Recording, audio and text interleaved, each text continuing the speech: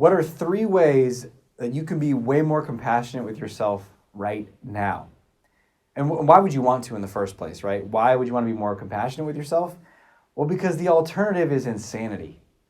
Beating yourself up, criticizing yourself, hating yourself, judging yourself, that is not serving you. Look, one of the biggest myths that people believe is that I'm going to beat myself into confidence. I'm going to beat myself into achieving that goal. I'm going to berate myself into becoming the kind of person that I want to be in the world.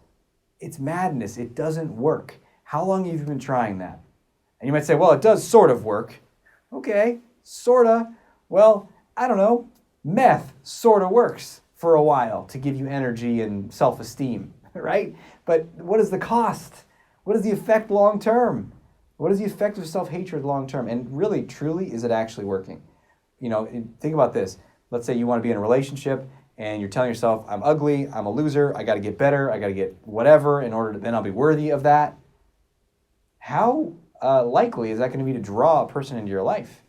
How much are you going to be able to, maybe that person's already in your life and you sabotage it. So we got to get on our own side. We need to develop our self-compassion, not only to feel better moment to moment, but to actually create the life that we want. So how do we do that? Here are 3 powerful strategies that I use with myself and clients. I'm a mastermind program at live events and with you right now. These things work. First, it's called a lover test. A lover test. So when you're talking to yourself and you're noticing the way you're treating yourself, ask yourself this question. Would I want a lover or a girlfriend or boyfriend or a spouse to treat me that way? And just imagine that, let's say you pick at yourself when you look in the mirror and you're like, I don't like that. And just imagine that you were looking in the mirror, you got out of the shower or whatever, and then your lover was there, standing there next to you and just looking in the mirror and being like, yeah, ew, that's really gross. And that fat there that's not quite good enough yet. You need to get better there. And then your face, ew. And your hair looks terrible today. Like, seriously, what kind of relationship would that be? That would be an abusive relationship, a verbally abusive relationship, if that was happening all the time, right? And that is the relationship that many of us are in with ourselves. We just don't call it that. We call it normal because we've done it for a long time. It's not normal. It's bizarro. It's fucked up. And we need to stop that. So run it through the lover test. And if that's what you're getting, and it's like, oh my God, I wouldn't want someone to talk to me that way, they wouldn't be my lover for long, then that's a sign that you need to change it. How would I want a lover to talk to me? Someone who loved me, how would I want them to talk to me? And then you consciously start to talk to yourself literally in that same way. The second thing are the 2 key questions. These are life-changing questions, especially if you ask them every day. The first question is, on a scale of 1 to 10, how much am I being on my own side right now? 1 to 10, how almost, O-M-O-S, on my own side, am I being right now?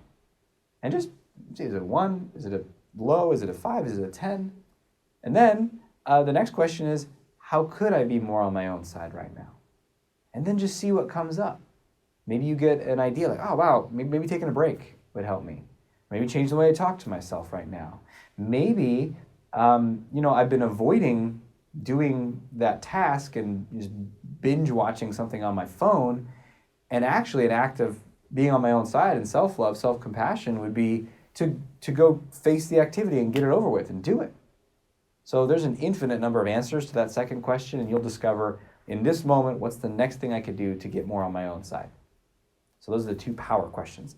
And the third way to increase your self-compassion and really find your way to unconditional self-compassion, unconditional self-love, unconditional self-worth, is to unhook your self-worth from anything out there. I mean, it's so easy for us to get our worth hooked into our performance on something, or the way we look in a certain way, or even we can hook our worth to other people's approval, right? So if that a person approves of me, now I'm worthy. If they don't, I'm terrible, right? So as long as our worth is just hooked on to all these things, man, it's a roller coaster. So to really find your way back to yourself, notice when you're suffering and you're feeling low or insecure and say, what is my worth hooked to? What is, and I call this in my the book that I'm writing, value equivalent. What's your value equivalent? What equals your worth? Is it your appearance? Is it that person's approval? Is it a certain dollar amount that you're earning a year? And unhook your worth from that. Because if it's hooked, you're on a perpetual roller coaster. So those are the 3 tips to unconditional self-compassion. 1, run what you're saying to your own self through the lover test. Is this what I would want a lover to say to me? 2, ask the life-changing questions regularly. Question number 1 is, a scale of 1 to 10, how much am I on my own side? Number 2, what would being on my own side look like right now? And then question number 3, or tip number 3 is to unhook your self-worth from anything out there and really bring it back in. And I am worthy no matter what. You're worthy no matter what. The more you can really tune into that, the freer you're going to be. So thanks for being with me today. Share below what you're learning, what you're finding most valuable. Keep watching these videos. The more you watch, the more you learn. There's a few suggestions to keep going with these so you can stay in this, because the more you get this stuff, the more confident you're going to be and the better your life's going to be. Thanks for being with me today. Until we speak again, we have the courage to be who you are and to know on a deep level that you're awesome.